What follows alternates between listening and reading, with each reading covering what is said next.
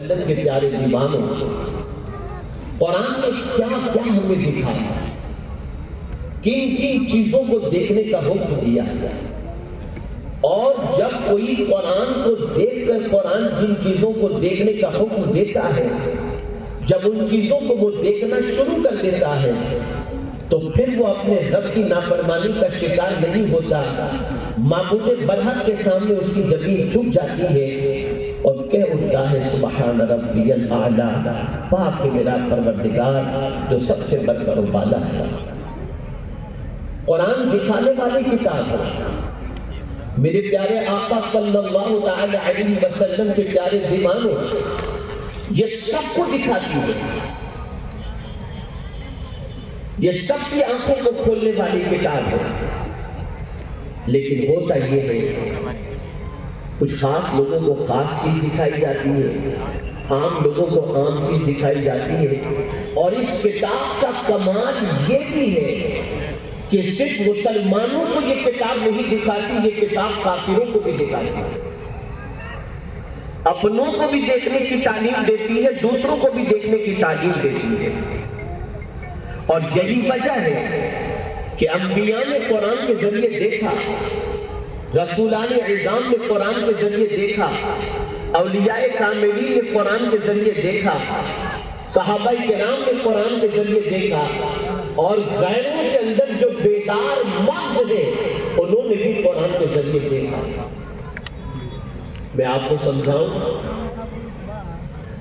میرے پیارے آقا صلی اللہ تعالی علیہ وسلم کے پیارے دیوانوں، شب معراج قریب ہے، اللہ رب العزت جل جلالہ نے اپنے محبوب صلی اللہ علیہ وسلم کو اتنا طویل سفر کیوں کرایا؟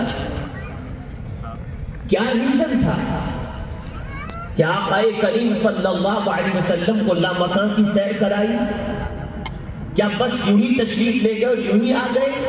نہیں، قرآن نے کہا لِنُرِيَهُ مِنْ آیاتنا، تاکہ ہم ان کو اپنی نشانیاں دکھائیں۔ اللہ نے حضور کو سفر معراج کرایا اپنی نشانیاں دکھانے کے لیے، اور جو دیکھ لیتے ہیں اللہ کی نشانیوں کو وہ مزید دیکھنے کی تڑپ اپنے اندر پیدا کرتے ہیں۔ مثال کے طور پر حضرت ابراہیم علیہ الصلوۃ والتسلیم نے بھی اللہ کی بارگاہ میں عرض کیا، ارنی کیف نحیی الموتیٰ کیف یحیی الموتیٰ او کما قال، میرے مولا میں دیکھنا چاہتا ہوں کہ تم مردوں کو کیسے زندہ کرتا ہے۔ پتہ چلا کہ انبیاء کرام اور رسولان اعظام دیکھنا چاہتے ہیں اور اللہ کی قدرت کے جلوے کا مشاہدہ کرنا چاہتے ہیں۔ اس کی طریقے سے حضرت موسیٰ کلیم اللہ علیہ السلام نے جب اللہ کی نشانیاں دیکھ لی تو دل تڑپ اٹھا کہ جس کی نشانیاں میں نے دیکھی ہیں کاش اس کا جلوہ بھی دیکھ لوں، تو کہتے ہیں رب ارنی، مولا میں تجھے دیکھنا چاہتا ہوں۔ میرے پیارے آقا صلی اللہ تعالی علیہ وسلم کے پیارے دیوانوں، جب حضرت موسیٰ کلیم اللہ علیہ السلام اللہ کی نشانیوں کو دیکھنے کے بعد اللہ کو دیکھنے کی آرزو کرتے ہیں، تو جو پیغمبر رحمت صلی اللہ علیہ وسلم سفر معراج میں تشریف لے گئے اور اللہ کی نشانیوں کو جب انہوں نے دیکھا تو یہ کیسے ممکن ہے کہ اللہ کی نشانیوں کو دیکھنے کے بعد اپنے رب کے جلوے کو دیکھنے کی تمنا نہ ہو؟ اس لیے پروردگار نے اپنے محبوب کو نشانیاں بھی اپنی دکھائی اور اپنا جلوہ بھی اپنے محبوب کو دکھائی ہے۔ اسی کو میرے اعلیٰ حضرت کہتے ہیں، اور کوئی غیب کیا تم سے نہاں ہو بھلا، جب نہ خدا ہی چھپا تم پہ کروڑوں درود۔ میرے پیارے آقا صلی اللہ تعالی علیہ وسلم کے پیارے دیوانوں، اللہ دیکھنے کا حکم دے رہا ہے، دیکھو، اللہ دکھا رہا ہے، اللہ کی کتاب دکھا رہی ہے۔ کن کن چیزوں کو دکھا رہی ہے؟ آئیے میں ابتدا کرتا ہوں جنرلی چند چیزوں کے حوالے سے، جس کے حوالے سے قرآن نے دیکھنے کے لیے فرمایا۔ اگر بندہ ان چیزوں کو دیکھنا شروع کرے تو دیکھنے کے بعد اس کا تعلق دنیا کے انسانوں سے کمزور اور اپنے معبود برحق سے اس کا رشتہ مضبوط ہو جاتا ہے۔ سورہ واقعہ کے اندر آپ دیکھیں، قرآن کہتا ہے افرأیتم ما تمنون انتم تخلقونہ ام نحن الخالقون. اللہ فرماتا ہے کیا تم نے نہیں دیکھا مادہ تولید کو؟ کیا ہے؟ ایک منی ہے، پانی کا قطرہ ہے، اور یہ پانی کا قطرہ ایک بندہ اپنی بیوی کے رحم کے اندر ڈالتا ہے، پھر میرا مولا فرماتا ہے انتم تخلقونہ ام نحن الخالقون. کیا تم اس بچے کو پیٹ کے اندر تم سنبھالتے ہو یا میں سنبھالتا ہوں؟ وہ یا قدرت یہ بتا رہی ہے ایک پانی کا قطرہ تم نے ڈال دیا، لیکن اس پانی کے قطرے کے ذریعے شکل بنانا، انسان بنانا، آنکھ اور کان عطا کرنا، دل عطا کرنا، یہ تمہارا کام نہیں ہے، یہ ہمارا کام ہے. بندے ذرا اس پر غور تو کر، ذرا تو دیکھ تو صحیح، کون ہے جو اس بچے کی پرورش کر رہا ہے؟ کون ہے جو اس بچے کو پال رہا ہے؟ کون ہے جو وہاں پر آنکھ کان اور دل بنا رہا ہے؟ اور کون ہے جو اس بچے کو اس پر شہیدی پر لا رہا ہے؟ میرا مولا فرماتے ہیں بندے دیکھ، دکھا رہا ہے اللہ، آنکھ کھولنے کے بارے میں فرما رہا ہے. کیوں؟ تاکہ جب تم اپنی پیدائش کے بارے میں غور کرو، پیدا ہونے والے بچے کو جب تم دیکھو تو تمہارا وجدان اندر سے پکار اٹھے کہ ہمارا خالق ہے، ہمارا مالک ہے، ہمارا معبود برحق ہے، وہ سب سے بڑا ہے. اور اتنا بڑا ہے کہ ہم پیدا ہوئے تبھی سب سے پہلے ہماری کانوں میں یہ آواز پہنچائی گئی اللہ اکبر اللہ اکبر، اللہ سب سے بڑا ہے، اللہ سب سے بڑا ہے.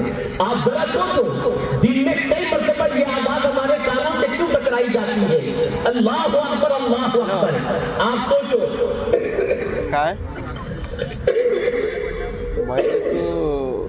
آپ اندازہ لگائیں، خوشی کا موقع ہو تو اللہ کی بڑائی، غم کا موقع ہو تو اللہ کی بڑائی، بلندی پر جانا ہو تو اللہ کی بڑائی، آپ کے اندر جوش و جذبہ پیدا ہو تو اللہ کی بڑائی. یہ آخر بار بار یہ اللہ کی بڑائی کا اعلان کیوں کروایا جاتا ہے؟ اور سب سے بڑا ذکر بھی اللہ کا. آپ ذرا دیکھیں نماز جنازہ پڑھیں تو اس میں بھی تکبیریں زیادہ ملے گی، آپ نماز عید ادا کریں تو اس میں بھی زائد 6 تکبیریں ملیں گی. آپ ذرا سوچیں جوش و جذبے سے سرشار ہو جائیں تو اس میں بھی آپ کی زبان پر نعرہ تکبیر کی صدا ہوتی ہے اور اللہ کی کبریائی کا آپ اعلان کرتے ہیں. تو میرا مولا چاہتا ہے بندے تو یہ جان لے کہ میں کتنی قدرت والا ہوں، کتنی عظمت والا ہوں، میں تجھے نشانیاں دکھا رہا ہوں تاکہ ان نشانیوں کو دیکھنے کے بعد تیرا سر جھکے تو میری بارگاہ میں جھکے اور تو بڑا تو صرف مجھے بڑا مان کر اپنی زندگی گزارنے لگ جائے. آپ ذرا سوچیں اللہ دکھا رہا ہے. آگے قرآن مقدس میں رب نے فرمایا پانی کے حوالے سے وہاں بھی اللہ فرما رہا ہے دیکھنے کے بارے میں افرأیتم الماء الذی تشربون، کیا تم جو پانی پیتے ہو اسے دیکھتے نہیں؟ دیکھنے کا مطلب پانی کو دیکھو. اور یہ رسول رحمت صلی اللہ علیہ وسلم کی سنت مبارکہ ہے کہ پانی دیکھ کر کے پینا یہ مصطفیٰ کی سنت مبارکہ ہے. قرآن کہہ رہا ہے افرأیتم الماء الذی تشربون، جو پانی تم پیتے ہو کیا تم نے دیکھا نہیں؟ اب دیکھیے اللہ اپنی قدرت کے جلوے دکھا رہا ہے. انتم انزلتموہ من المزن او نحن المنزلون، یہ پانی تم نازل کرتے ہو یا ہم نازل کرتے ہیں؟ بارش کون نازل کر رہا ہے؟ آسمان سے اترنے والا پانی کون بھیج رہا ہے؟ میرے پیارے آقا صلی اللہ علیہ وسلم کے پیارے دیوانوں، یہ پانی جو آسمان سے نازل ہوتا ہے یہ نازل کرنے والی کوئی اور بات نہیں، یہ پروردگار جل جلالہ کی ذات بابرکت ہے. اس کو تھوڑا سا سمجھیں. کافروں کو دیکھنے کے لیے کہا گیا کہ وہ دیکھتے نہیں کہ زمین و آسمان دونوں ملے ہوئے تھے اور پروردگار نے دونوں کو جدا کیا. جو ثقیل تھا وہ زمین کی شکل میں رہ گیا، جو لطیف تھا وہ اوپر اٹھ گیا، لیکن دونوں بند تھے، راستہ تھا دونوں کے درمیان، دونوں کھلے ہوئے نہیں تھے، دونوں میں ربط تھا، لیکن اس کے اندر پروردگار جل جلالہ نے سخت فرمایا دونوں کو کھول دیا۔ لیکن جب زمین کھلی، آسمان کھلا، تو آپ جانتے ہیں کوئی انسان کو زمین پر تھا نہیں تو زمین سے اناج نکلتا کیسے، کون کھاتا؟ کوئی انسان زمین پر تھا نہیں، پانی برستا تو کیسے برستا؟ پھر میرا رب ہی ہے جس نے آسمان کو کھولا اور کھولنے کے بعد اس نے پانی برسایا۔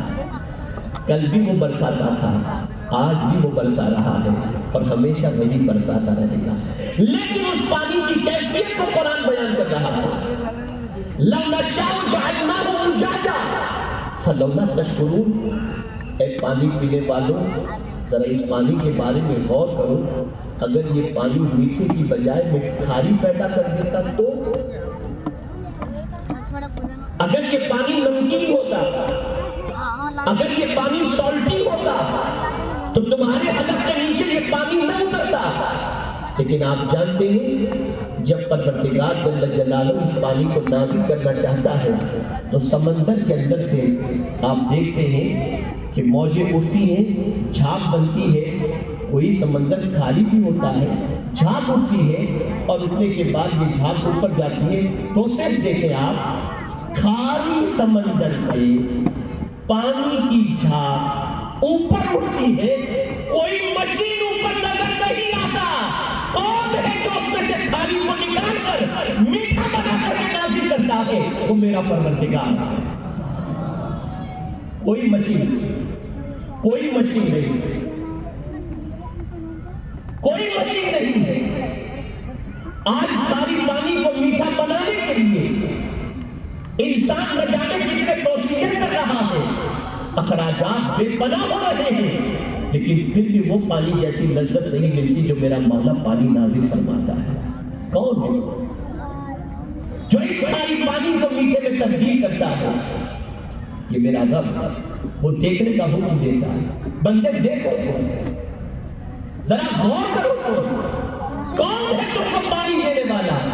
اور یہ معمولی پانی نہیں ہے، آسمان سے جو پانی ہم نازل کرتے ہیں۔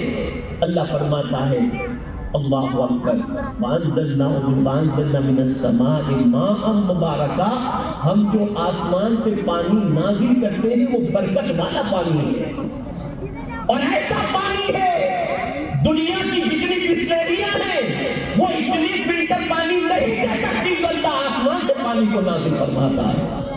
یہ اس پانی کی تاثیر رب دکھا رہا ہے، دیکھو ذرا غور کرو۔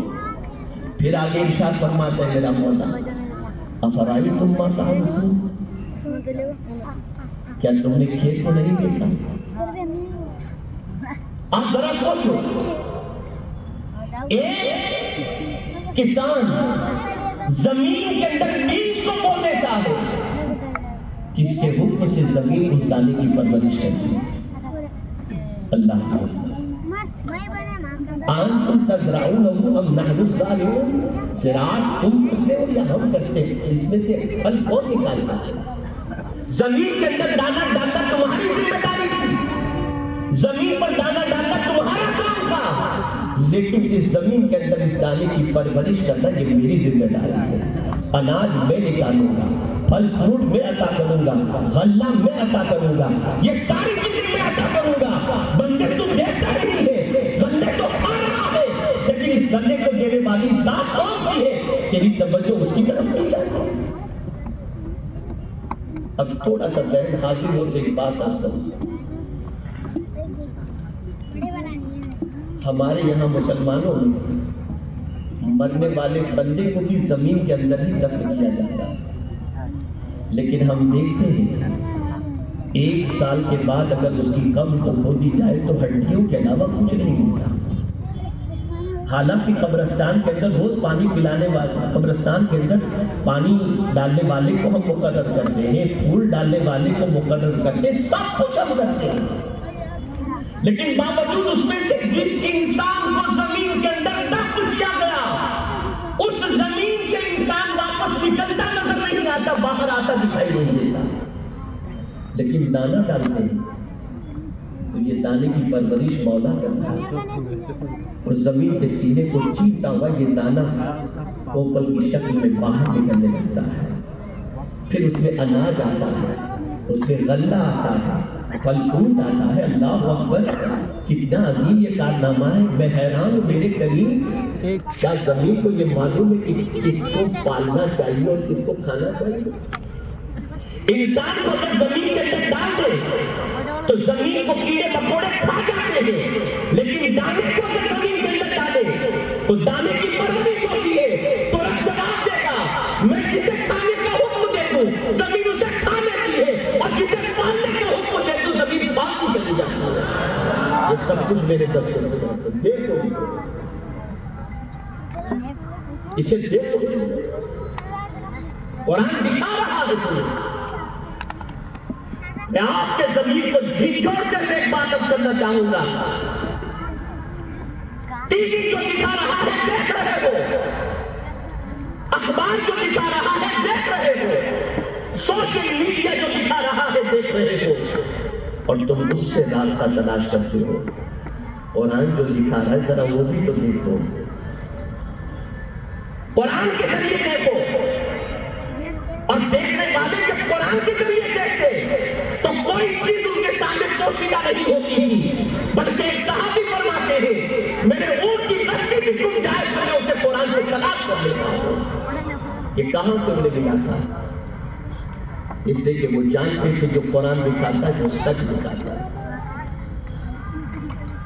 میں آج اپنی قوم کے نوجوانوں سے کہوں گا کہ یہ جو اللہ کا فرمان ہے اور کافروں کو دیکھنے کے لیے کہا گیا، کیا وہ دیکھتے نہیں کہ زمین و آسمان دونوں ملے ہوئے تھے، ہم نے دونوں کو جدا کیا؟ ایک ریسرچ کے سلسلے میں قرآن ہمیں ذہن دے رہا ہے۔